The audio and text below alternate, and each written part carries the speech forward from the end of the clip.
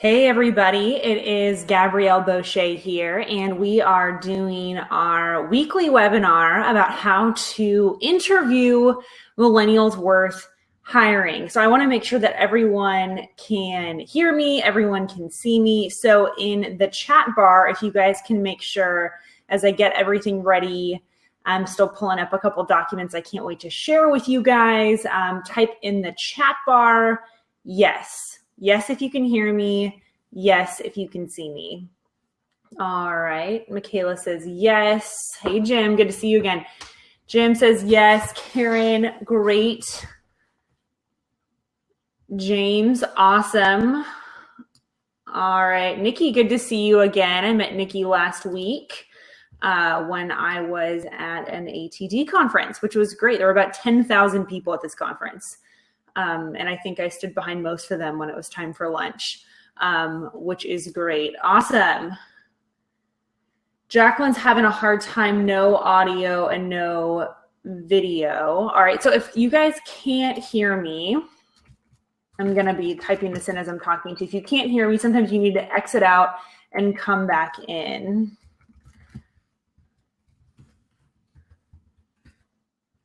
And we will make sure that we have got everybody going. Sometimes it takes a little bit of help. Thank you, Jim. Jim was also in the session that I did in Atlanta last week.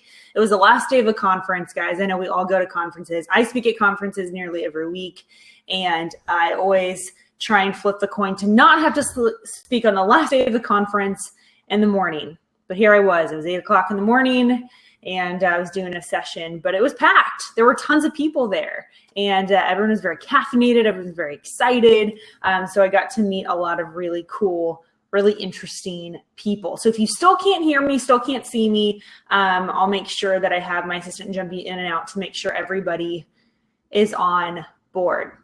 Thank you guys for joining us. By the way, I know that everyone has busy lives, busy schedules. If you're new to our webinar series, welcome. We do webinars every few weeks about topics that are relevant to you. Topics for if you're a parent reaching millennials, if you're a manager and you're hiring millennials like we're talking about today, if you're an executive, if you're an entrepreneur, if you're a franchise owner. We have very interesting and niche topics about millennials, because what I love doing is being able to empower leaders like you with skills and with strategy and frankly with tools that are based off of the data that we're conducting every single day. So I get excited about being able to translate the work that we're doing into strategies that you can start to implement with your team. So this is not a closed door session. If you'd like to invite someone to join us, by all means do that as well. And of course, you do have the option to come back and watch this webinar. Again, we'll be sending out a replay as soon as this webinar ends. Now, I asked you guys if you guys had any specific questions that I could help answer for you.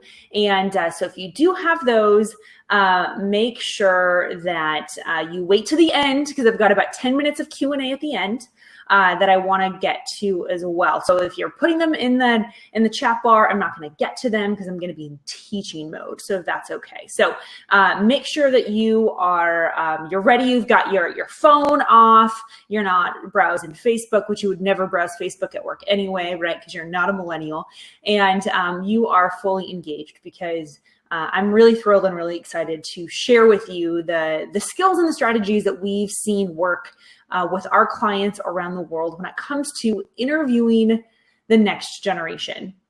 Now, as you can expect, millennials are a very different generation coming into the workforce. The biggest difference with millennials, and I get asked all the time, Gabrielle, why are millennials so different? Why don't they want to stay as long? And why are they asking for, time off within the first week or so?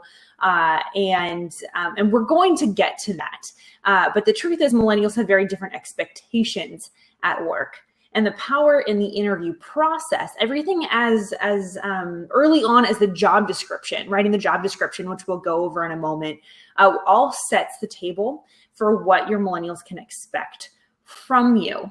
And it really helps set the stage for the type of relationship that you're going to be having. So the key difference between millennials and any other generation, if you're taking notes, write down expectations. Millennials have different expectations when they come into the workforce. And what you write in your job description and what you clearly articulate in your interview process will determine whether or not a millennial will stick with your company long term.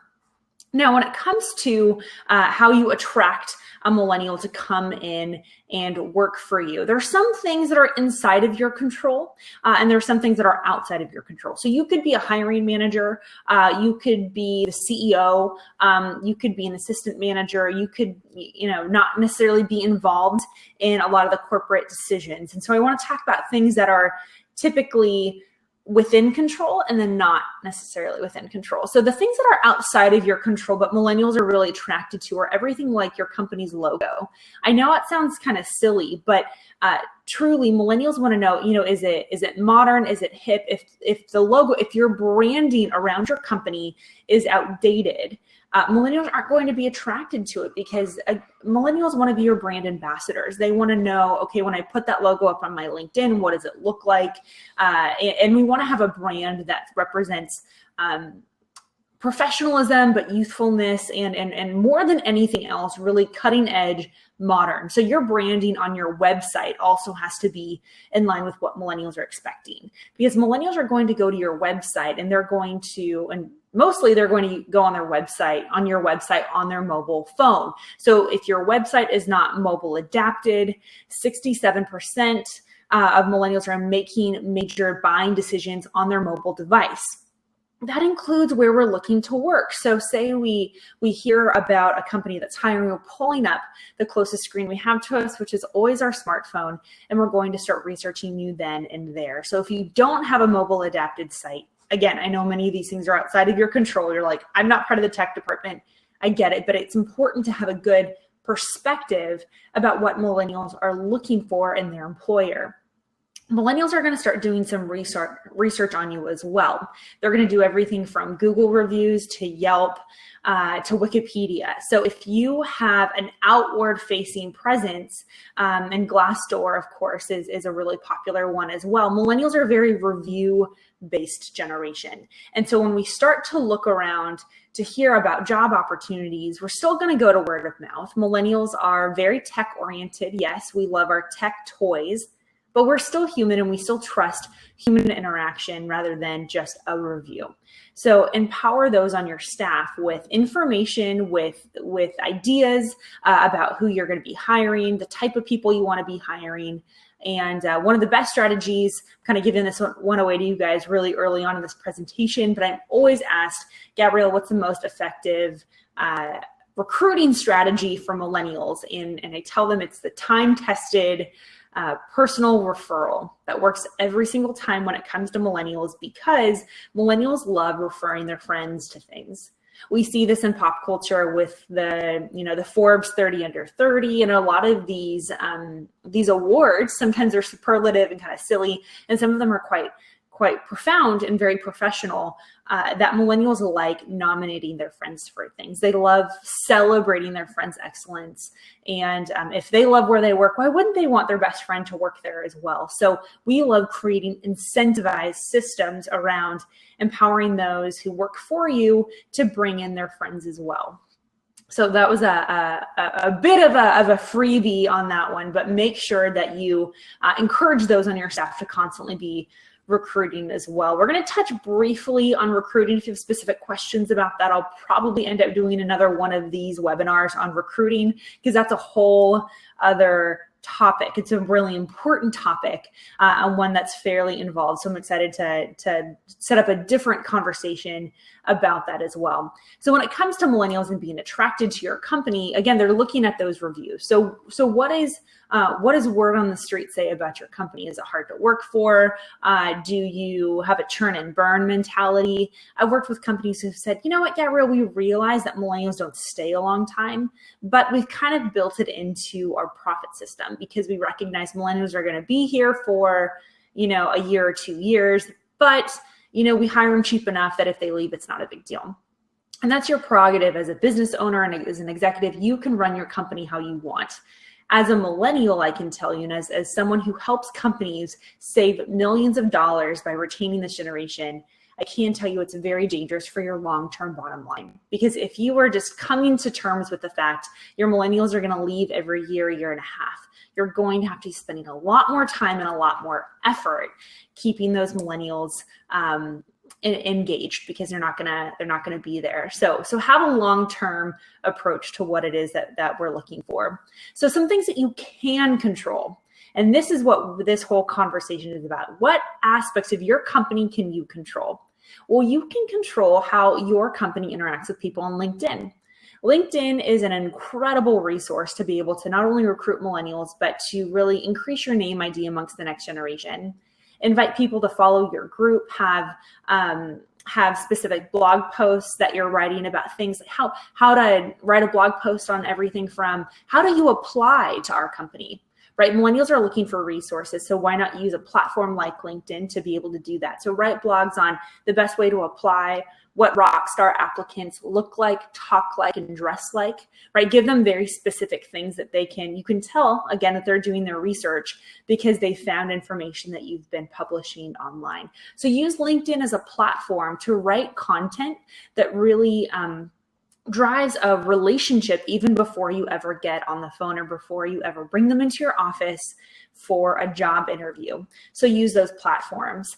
Other ways that you can control, I also mentioned it, is how you're encouraging your employees to talk about your company. So having a culture of we're always hiring is a really great way of making sure you constantly have a good flow of talent coming into your company. Because if your employees know, oh yeah, well maybe, I'm not going to ask my friends if they're interested in working here because no one's given me permission to be able to do that, you could be missing out on some really great talent. So having a mindset of we're always hiring is really, really powerful. And again, that giving permission to particularly your young employees, but really to all of your employees, to be your best recruiters, to say, hey, if you see great people, we love a culture of inclusiveness and we trust you, right? That if you've ever seen me speak, I always say the three most powerful things that you can tell your millennial employees is I trust you, and empower them with those skills to say, hey, why don't you bring in more people? So that's more of the, what you can control. You can also control the job description. Now, this is a really often asked question I get whenever I'm doing a workshop or speaking at a conference is, okay, Gabrielle, how do we have a job description that's attractive to millennials? So in the Ultimate Guide to Hiring Millennials, which all of you will get for signing up for this webinar, there's actually a sample job description for you where I actually break down what a sample job description should have. So you'll get the physical copy of it in a moment after this webinar, but I want to break it down for you. So what should a great job description have? First off is a really exciting, sexy title. What kind of position are you hiring for? Now, you may say, I don't know, a clerk, right? Or, a cash register clerk or assistant, or, I'm hiring an account executive. All of these phrases are not particularly attractive. So what I would do is, if you're looking to attract someone who's saying, I want to take some ownership of my job, show in the title how your position is going to be different. So we've done everything from someone's hiring a secretary or someone in customer service. We've said you're a manager of first impressions, right? It's kind of funny, it's kind of cheeky, but there's something attractive about that title that's going to catch the eye of a millennial, because they're saying, wow, there's something unique about what this position brings. It's not just an executive assistant. I'm able to do something more. So consider how you can glamorize that job description, or particularly that title. Now, I'm not telling you to make something up, right? You're not going to say, you'll be, the executive of, outdoor plumbing, or, whatever it's going to be. Don't say something that's completely ridiculous or not accurate, but I am asking you to put on some creativity caps to think about what kind of position could a millennial be attracted to. So the job title is going to be important. What elements of a job description do millennials want to hear about? First, we want to know about your culture. We want to know what kind of place is this going to be. What we found working with millennials who are looking for jobs, we work with universities all the time to help them assess what kind of jobs their millennials want, or we're working with companies who are bringing millennials in, and over and over and over again, we're seeing that millennials want to hear about culture. They want to know things like, where am I going to eat during lunch? Who am I going to hang out with for happy hour? What does my life look like? And that's what we're starting to see a lot of companies do, culture interviews. So they're saying, we're going to bring in a whole bunch of people to come and check out our company. But before we ever talk about the skills that we're hiring for, we're actually going to start hiring for culture. We want to hear, do you like working here? Do you like our work style? Do you like how our office is laid out? Do you like the people? That's first and foremost. It's kind of the good to great principle of getting the right people on the bus and then determining what seat they need to sit on later. Too often times we start looking at, okay, what are your skill sets and does that match up? And I will tell you, for a millennial, the skills is something that they will learn, and they will learn quickly. What science is showing is that the millennial brain is actually learning at a faster pace than other generations have in the past. That means you can hire someone for culture, and you're not going to have to worry about waiting a year or 2 years for them to learn a specific skill. Millennials are actually learning at a faster pace. So be encouraged that if you're looking to bring on someone, make sure that they fit with your company, and you can teach them the skill set. What I always tell millennials when I'm coaching them is I really want to encourage you to talk about some of the skills you have in realms of humility and teachability. Because I can teach someone a skill set. I can teach someone to code. I can teach someone to fix a toilet. I can teach someone how to roof, right? But I can't teach you how to be teachable. Those are the skills that you're really wanting to be bringing on board. So make sure in the job description you talk about your culture, how everyone's a team player, how it's all hands on deck, how it's more like a family than a company. Whatever words make sense to describe your company culture, make sure to include it. I'm going to put a caveat on the side here because I've seen many companies put forward what their culture should be and not necessarily the culture that it is. And so they're hire people and they're bringing people in. And unfortunately, because those two worlds didn't match up, millennials will actually leave because they feel as if they were given a promise that could not be fulfilled. And we're starting to see that with some companies where they're saying, well, we're bringing in all these people and they're quitting within 6 weeks. And, what's the deal? And what we found is actually going in and working with those companies is that these young people said, this wasn't what I thought it was. And this is not what they said it was going to be. Right. So you have to be very careful about how you're positioning the company in the interview process, because you can talk about the kind of culture you want to have. But if a millennial comes in and they're like, no one sits together at lunch, no one talks, there's no open communication, right? All of the things you sold them on, millennials have no problem breaking up with you because they feel like they've been lied to, if that makes sense. So make sure that you're honest about your culture. Now, when you talk about the kind of skills that you need, make sure to be very specific. I'm not talking about, Microsoft Word or Excel experience because it's pretty standard, but you should give examples of the types of things that they should be able to do. Rather than saying computer skills, if you need someone to do word processing, talk about how you need them to be able to be not only computer literate, but creative with the use of technology or creative with the use of a computer. Give an example of what they'll actually be doing. So needs to be able to write 10 to 20 memos a day. Whatever that specific thing is, make sure to include it in the job description, because again, millennials want to hear and see what their life is going to be like. If you're just writing a general job description and not including what their day-to-day is going to be like, millennials may not be attracted to it, or they may come into the interview and realize later on, maybe that's not what I wanted it to be. So make sure that you be specific and use examples of the actual things that they're going to be including. And sometimes I like to do something fun. Sometimes I'll even include, just to make sure they actually read the job description, that when they submit it, that they have to, write, their favorite color when they were 12 or something, right? Something kind of funny, something to learn about themselves. Maybe ask them what their superpower would be, whatever in the job description, to make sure that when they submit their resume that they actually read the job description. And that's a really easy way if you're sifting through a whole lot of of job applications that you can start to realize, okay, some people really did do all the homework, right? Those are the people that you're wanting to say, yeah, I want you on my team. You're clearly, going to listen to instructions rather than just fire off resumes at will. So make sure, do something that you can tell when they send in their CV to you that they did some of the homework.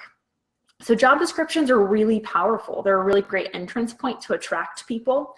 Where you should put those job descriptions will be another webinar of what great platforms that we've used, great platforms that we suggest that you look into, and I'll make sure to reserve that to another time. So job descriptions, really, really important part of it. So you've got your job description, it's interactive, it's engaging, it's inspirational, it's aspirational. You've really started to attract that young person to you. Now you have them in the interview. What do you do? Well, what I would often tell people before the interview, this is kind of pre-interviewing, is they apply, you look at their resume and you determine, yes, I think that they're a good fit. I always like to give them some instructions before bringing them in. So set their expectations. If you have a group interview, make sure that you include that it's going to be a group interview. If it's a panel interview, make sure to include, yes, this will be a panel interview. And it's really just a sign of respect for the other person to make sure that they're prepared. It depends on the industry that you're in. We often will include a dress code just so that they know, because sometimes they could come in, full court press, and then sometimes they could come in and it's not necessarily appropriate. So help coach that millennial, particularly if they're in their 30s, they should figure it out, right? But if they're in their early 20s, it could be their first job. I will tell you 85% of millennials expect to be trained for their first job at their first job. And so that means that many are coming to you to learn some of the skills that you may consider common sense. And I hear that all the time is, oh, it's common sense. And it's not that it's not common, but it may not be common to this generation. So don't take for granted the things that came naturally to you. Many in this generation didn't have jobs during high school or even college because they didn't have to. Their parents were paying for them to go to school and they wanted them to focus on it. Right? So because of that, just be aware and be more empathetic towards how this next generation is coming. So I like to include something about a dress code. You don't have to do that, but I like to, just to make sure that they feel most comfortable. Also include what you want them to bring. Do you want them to bring their resume? Would you like them to bring a sample, a writing sample? I like to include some sort of homework for them to bring in, again, to make sure that they're actually doing it. This interview isn't just an opportunity for you to get to see them in person. It's a tryout to see how well they follow instructions. So don't be afraid to include things in the interview process to see how well they respond to instructions. It's going to be really important later. So once you get them in the room for the job interview, say you're doing a panel or you're doing a one-on-one or even a group interview, there's some really important strategies to keep in mind. Now, if you've ever interviewed someone, you know that there's the typical questions you're going to ask, like, what are your strengths and weaknesses? Tell me a time where you took leadership on a project. What is some of your favorite projects that you've worked on? A lot of these are the very typical questions you're going to ask.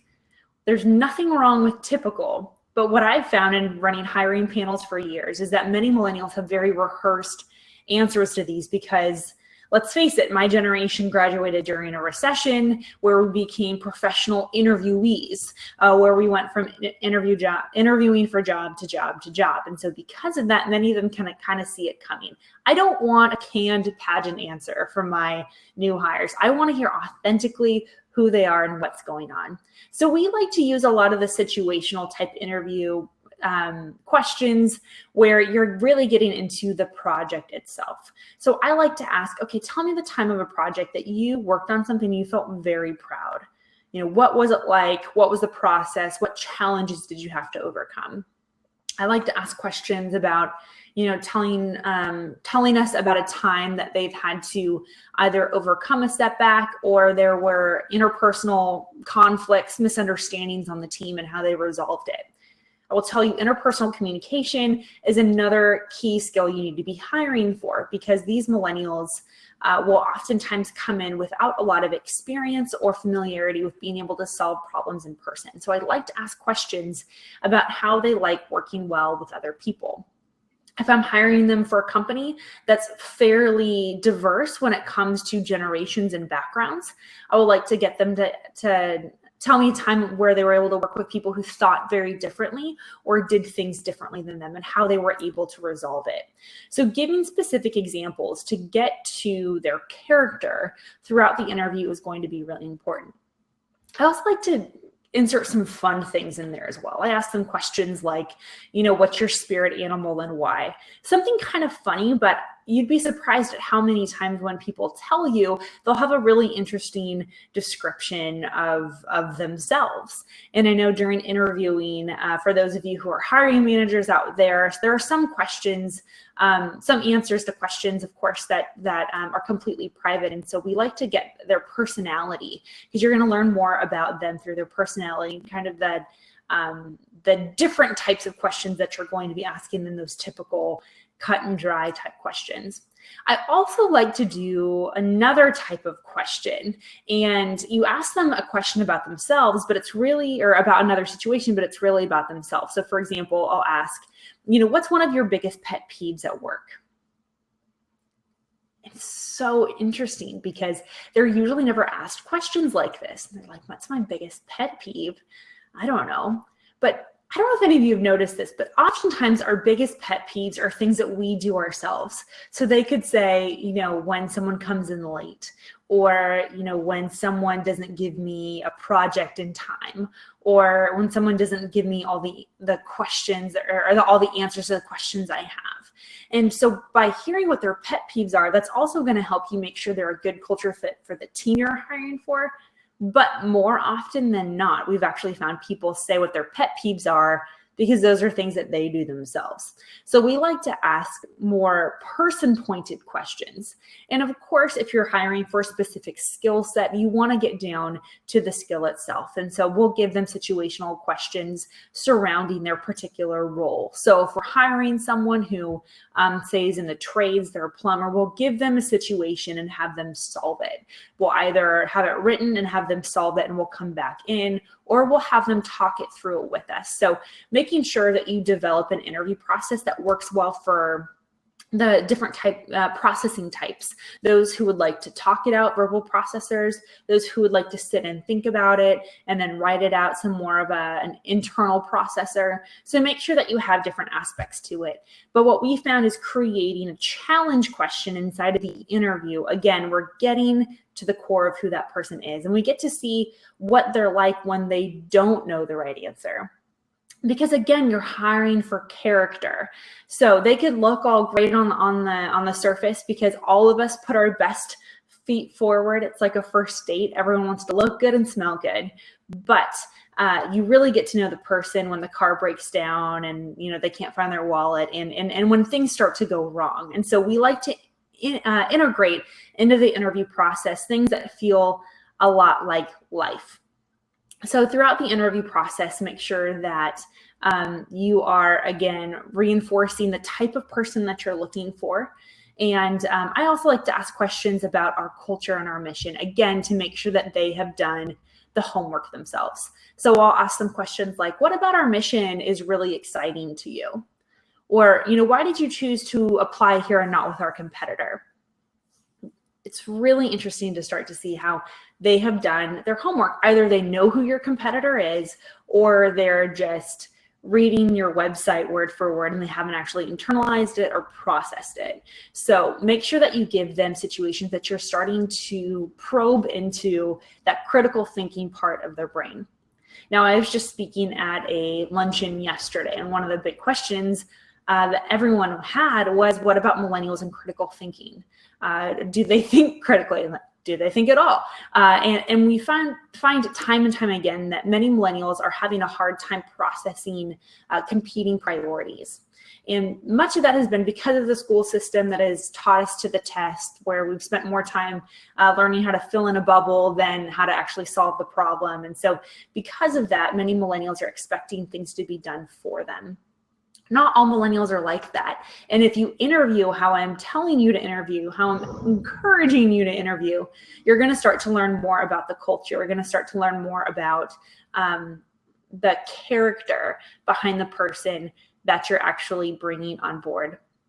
Now, we did our last webinar on onboarding. I talked about what your onboarding program should include, what it shouldn't include, and how to make sure that the people that you bring on board stay long-term. But I will tell you that there's a gap in time between that interview and when you actually send out the offer letter. And that is a really pivotal time for you to make sure that you're still courting that millennial.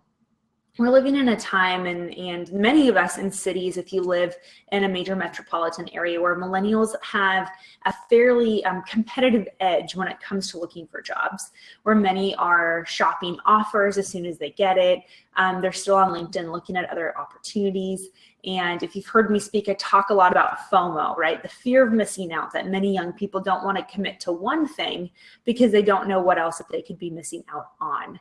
And so I always encourage our clients, when you're creating this interview process, that you're continuously checking in with them so that they know that you're going to be an attentive, engaging workplace to be in, where they're not just coming in, they're going to get the job and they'll be sitting at a cubicle the rest of their life until they die, right? They want to know that you care about them, that it's going to be a good fit. Start teasing them towards the first day. So if you send out an offer letter, include in the offer letter, of course, the details of start date, salary, etc. But encourage them, have a note from the CEO or a note from someone who's going to be on their team. Hey, Gabrielle, really looking forward to having you join the team. Let me know if there's anything I can do for you between now and then. P.S., what's your favorite soft drink? Because we'll make sure to put it in the fridge on your first day. Little things like that really help to create a culture that millennials will get excited about, that they will get interested in continuing the conversation, because we've changed our relationship with work. No longer are employees sitting back waiting for employers to take the next step. It really has been a very fully integrated relationship that employees have now with employers. So make sure that you keep that conversation going. The longer you can get them engaged during that interview to offer letter, the more likely, and I think the more interactive that engagement can be, the more likely that they're going to say yes to your offer. And that way you're making sure that you're hiring your best talent. You're not losing it to your competitor, and you're saving your time. You already spent hours upon hours looking through the resume and doing the interview and sifting through the talent to get this one person. And it's a crime whenever I work with clients who are saying, yeah, we thought we found the right person, and then they decided to go somewhere else. And that is the responsibility of the employer, as soon as you get that offer letter out, and even in between, to make sure that you're continuing that conversation. We like to use text-based conversations. There's a company we work with called Nborder, and we'll probably be doing a webinar with them. They're based in Australia. They're absolutely incredible, and it's text-based engagement for pre-boarding, onboarding, and beyond. And I've just been very, very impressed with their platform. And I think it's a really great technological solution to many of the challenges that my clients are currently facing. So we love working with them. So another question that I get asked is, okay, so how can you read a millennial resume? What should it include? What should it not include? Now, I have a whole course on reading millennial resumes in our online course, Millennial Management Institute, which we are just launching in the next 2 weeks. Very excited about that. You guys will hear more about our online course offerings, which are really great for independent managers or people on the go, or sales teams who are on the road.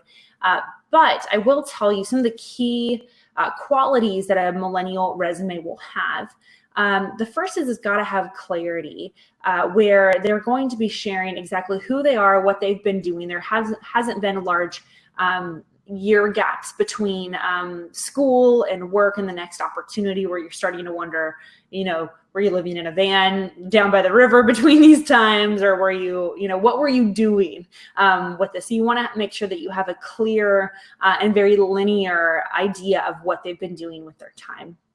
Also focus on the examples or the skills that they list. So some of them may say things like social media proficiency, which may mean that they know how to run Facebook ads incredibly well in a strategic manner, micro-target your audience, or it could mean that they have a Twitter, right? I mean, there's so much ambiguity now in what people can include in resumes, and there are resume writing services that many new graduates are using. So you have to be really careful about reading a millennial resume and making sure that they are who they say that they are. And so again, that's usually why a great interview will come into place. But look at what those skills are, look at what they list, and look at how they've actually listed their skills. That's going to be really important as well.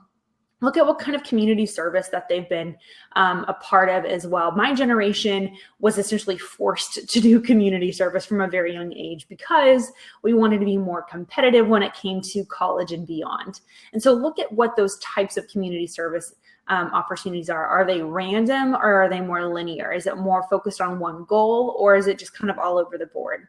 And what we tend to find is that when their extracurriculars, if they even list them, are more focused, it's going to show that they are more single track mind. They're more likely to come in and work for you for 10 to 15 years versus coming in and trying something new.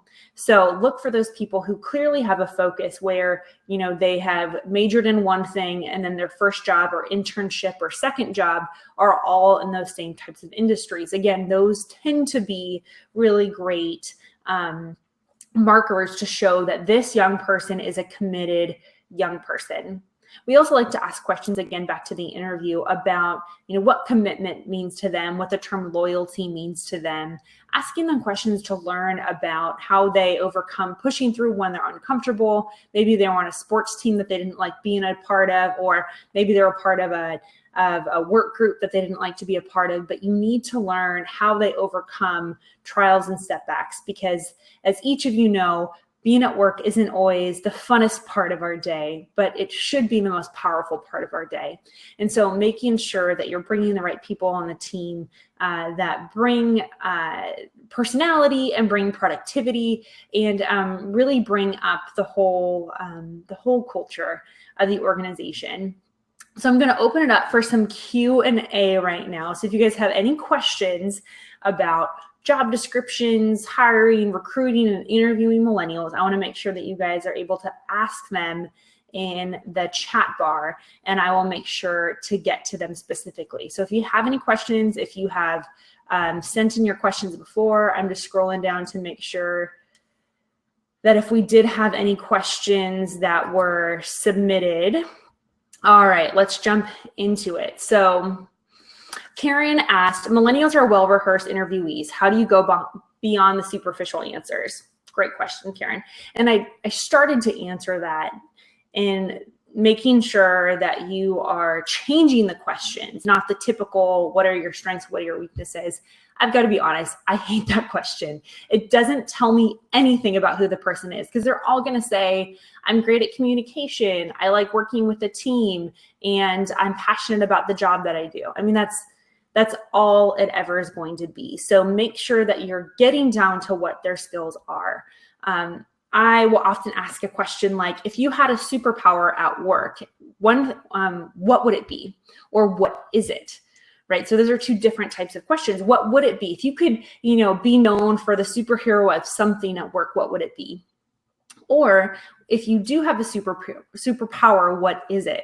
So it could be everything from I get things done on time, or, I'd always make sure that everyone knows what I'm doing all the time. It's open communication, whatever it could be. So start asking some unique questions to get past the superficial answers, because you don't want them necessarily stumbling over themselves as they're answering, but you do want them to sit and reflect. And I usually encourage them on the front end to say, this isn't a timed interview. You don't have 10 minutes and then I'm going to shove you out the door.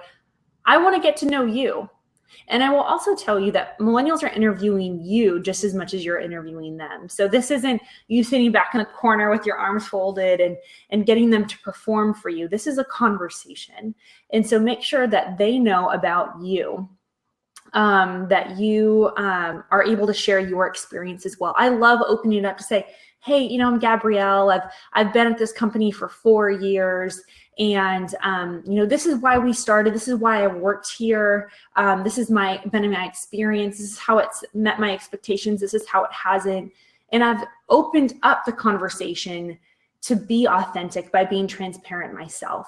I see many hiring managers are like, this is the best place to work in the world. Why don't you want to work here? Well, every job is multifaceted and every employer is multifaceted. So be honest in the interview process, because that honesty is really going to go a far way in making sure millennials trust you. All right, Catherine wants to know, how do I convince my leadership that millennials are worth the extra care they seem to require? Great question, Catherine. And I hear it all the time. It's true, millennials do take a different approach. They're going to need more intention by managers and executives, because in comparison to, say, Gen X, which I don't know if any of you are Gen X, or Catherine, you're Gen X. Gen X is very independent, right? Don't tell me how to do things or when to get it done. I'm going to get it done myself and how I want to get it done. And that's totally the opposite of what we see with millennials. Millennials are very collaborative. We want to do everything together. We want to talk about it. And we want to use technology to do it. So because we have a different approach, those in leadership tend to think millennials are needier and Xers are more go with the flow, just because millennials want to have higher touch than maybe other generations have in the past. So I would say to coach your executives, what we found, and of course we do executive briefs all of the time. Nearly every week I'm working with an executive team as a millennial expert, breaking down the data and the studies, and particularly the data of what your organization looks like, to be able to get a data-driven analysis of what this could look like. Because if we focus just on the emotions of, I want everyone to feel happy at work, many executives, that isn't their love language, so to speak. They're wanting to know data, they're wanting to know ROI, et cetera. And so we have the numbers to be able to support that. All right, next question. After the hiring process, what do we do to keep them? Another really good question. So, retention starts before you bring them on board. And as I said before, I'm working with Inboarder. We're doing a survey about what types of questions we should be asking millennials in the first 6 weeks to determine their level of commitment, level of fulfillment, and whether or not that will measure how long they'll stay. So I'm very excited about that. We just wrote the study and it should be coming out here in the fall. So you want to be engaging them and getting their expectations on the front end so you can keep each other accountable through the process. And that's where retention comes in. So if you come in the first 6 weeks, you're learning their expectations are that they're going to be able to be, on a separate track for leadership within 6 months. Their expectations are that they'll be able to have their own office. I mean, whatever their expectations are, realistic or unrealistic alike, right? Just get it all on the table. You want to have a company car? Let's talk about what those expectations are, because I would rather have a conversation about how that's not a policy, or, you have to be a certain level to get a company car, rather than having them be bitter because we're somehow withholding the company car because it wasn't discussed. So that's a really important point. So set those expectations and then have regular conversations about them. And that's really where retention comes in, is because you're both keeping each other accountable. And you'll be able to say, hey, here's my 4 expectations for what we have from you, right? I have an expectation that you're going to exceed my expectations. I have an expectation that these things that I want you done, this is your job, but this is not only your responsibilities, and there's a difference. So we like to make sure that they have a good idea of what's expected. It's not just checking everything off the list. It's going above and beyond, and that's a part of our culture. And so, of course, you'll include that in the culture discussions as well. So really good question. It was put in here before, but what's the most challenging part of hiring millennials? I would probably say where to find them. And we're seeing more and more companies struggling with that. They're doing everything from Craigslist, which can work depending on your industry, depending on what city you're in. So it's something to test if you're looking at maybe lower level employees or entry level, I should say. It can be helpful. There's of course like the ZipRecruiters and the Indeeds, which I can share more about on a later webinar about which is what we found to be the best. And what a good resource is for you. Of course, LinkedIn works as well, and traditional career fairs can work. We're working right now actually on new technology that will be like a virtual career fair, which I'm excited to talk more about once it gets further on in the works. So I would say finding millennials worth hiring is definitely the biggest challenge. All right, Beth wants to know if there is a replay coming. Yes, Beth, there is a replay coming. So everyone here on this call will get a copy of the replay, and they'll also get a copy of the Ultimate Guide to Hiring Millennials that has an actual list that what we use when interviewing millennials. So you'll have that. And there's also a sample job description, which will be able to break down what a great job description should include. So you'll have both of those to be a resource for you and for your team as well. Now, if you have any other topics that you're interested in, this is of course a conversation. The email that we send out all of these announcements for is my personal email. So make sure that if you have any specific questions or you want to have a further conversation about what executive briefs we do provide or what other training we provide. We've got trainers across the country who come in and do 60, 90-minute training, sometimes half day for millennials and for managers to really make sure that your company best understands how to reach and how to retain this next generation. And as you know, this is something we love doing. We love helping. We love being a resource, and we love data as well. So we are, just to put some interest in your ear, we are working right now on a series of studies about millennials and the trades. So what does the future of the trades look like as millennials are deciding what career choice to go after? So we are publishing that study here in the next 2 months, and I'm looking forward to having another webinar like this, being able to share some of the research that we're doing around that. So if there are no other questions, I want to make sure that I'm answering all of them. I like to respect each of your time because you have spent an incredible amount of time, nearly 50 minutes here on the webinar with me, being attentive, being engaged, asking questions, and I love that. So thank you guys for taking the time. We look forward to having you on our next webinar.